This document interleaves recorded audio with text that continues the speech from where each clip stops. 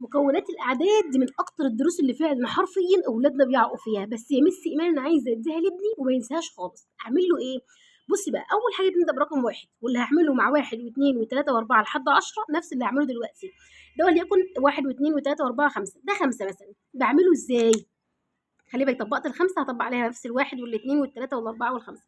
أول حاجة نبدأ برقم وليكن 5 بس أنا مع ابني هابدأ بإيه يا مِس إيمان؟ هابدأ برقم 1 مع ابنِك هتبدئي برقم 1 طيب جميل، طب ادّيني بس من كده مثال على رقم 1 حاضر أهو، هو 1 عشان وحيد بس، الواحد هيبقى منّه إيه؟ منّه الصفر زائد 1 احفظ يا حبيبي، مكونات العدد 1 بيتكوّن من إيه؟ من الصفر، الصفر يعني ما فيش، صفر زائد 1 طب تعالَ بقى يا قلبي نعكس، بُصّي ما تعكسيش في أي اتجاه لأ، اعكسي قدّامها بالضبط، 1 زائد صفر بس، كده الواحد خلص؟ تمام.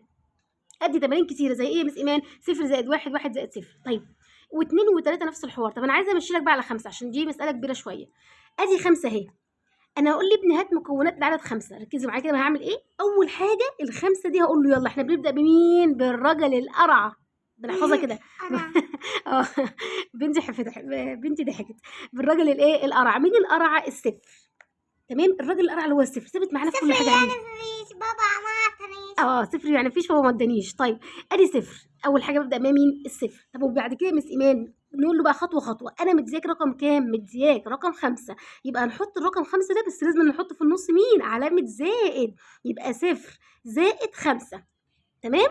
طب يالّا بقى يا ولا نعكسها، يالّا نعكسها، يالّا صفر زائد 5 هنعكسها تبقى إيه؟ عشان تبين له المعاكسات، حاجة عندنا اسمها العكس في الحساب.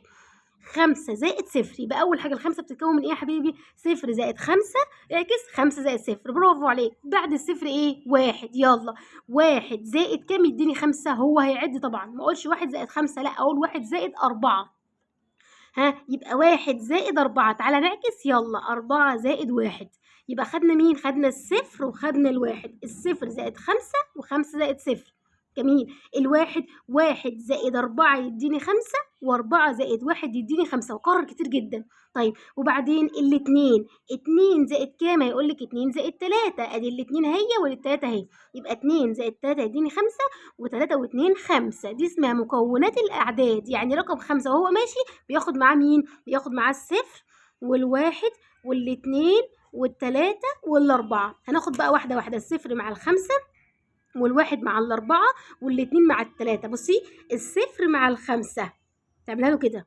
والواحد مع الأربعة والاتنين مع التلاتة، بس ده مكونات العدد 5 وخلّي ابنِك يرسمها، يالّا يا حبيبي كده نكتب له كده بُصّي، نقول له صفر 1 2 3 4 5 يالّا يا حبيبي الصفر مع مين؟ الصفر مع ال5 برافو عليك، والواحد مع مين؟ مع الأربعة والاتنين مع مين؟ مع التلاتة، بس دي مكونات العدد 3 وكرر وعيد وزيد، باقي تمارين إزاي أهو 5 زائد صفر وأجيب العكس بتاعها، هو مرّة يكتبها وأنا مرّة أكتبها، خلّي بالِك من الحاجات دي، هو مرّة يكتبها وأنا مرّة أكتبها، 5 زائد صفر، صفر زائد 5، 1 زائد 4، 4 زائد 1، 2 زائد 3 و3 زائد 2 واعمل له المخطط ده أو الشجرة دي لازم تعملها له.